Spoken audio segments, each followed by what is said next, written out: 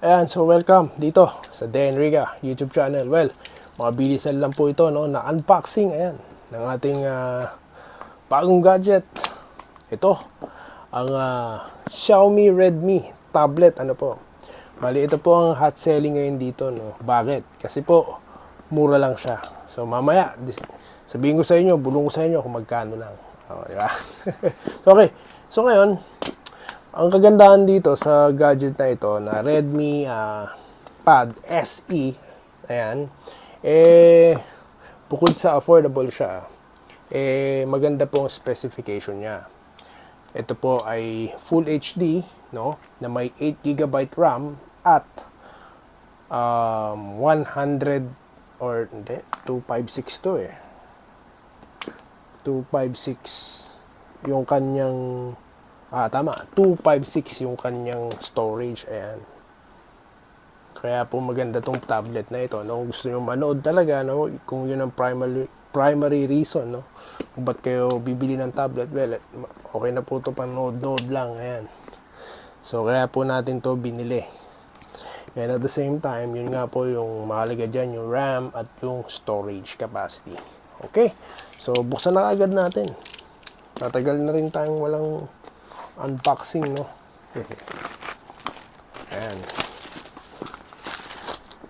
Okay, so ngayon, nabuksan na po natin. Tanggal na po natin yung seal, no? So ngayon, yung ano naman. Ito pong box, no? Buksan natin. Ayan.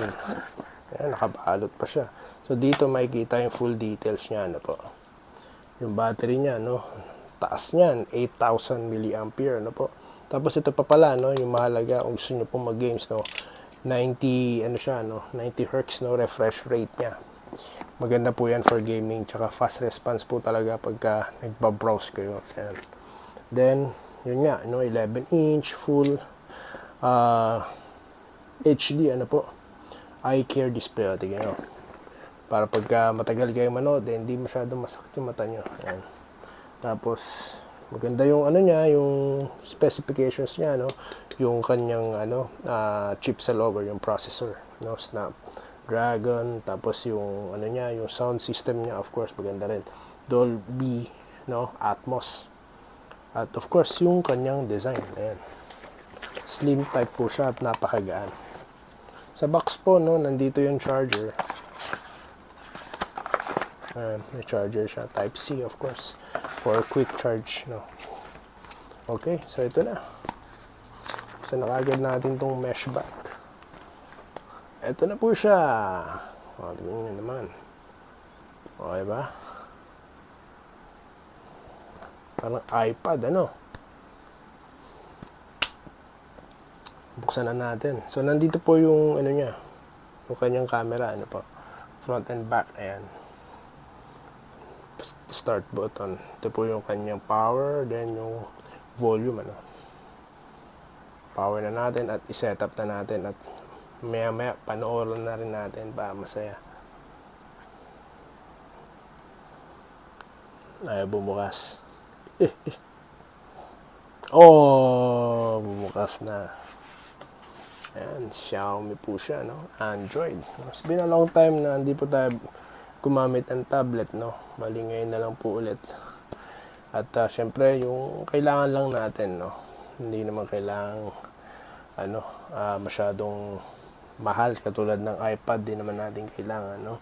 Ito okay na to, no? Para po sa mga pagbo-vlog din natin, no? Lalo na sports, naku. Yung Gilas po, abangan nyo. Itatakil na naman po natin.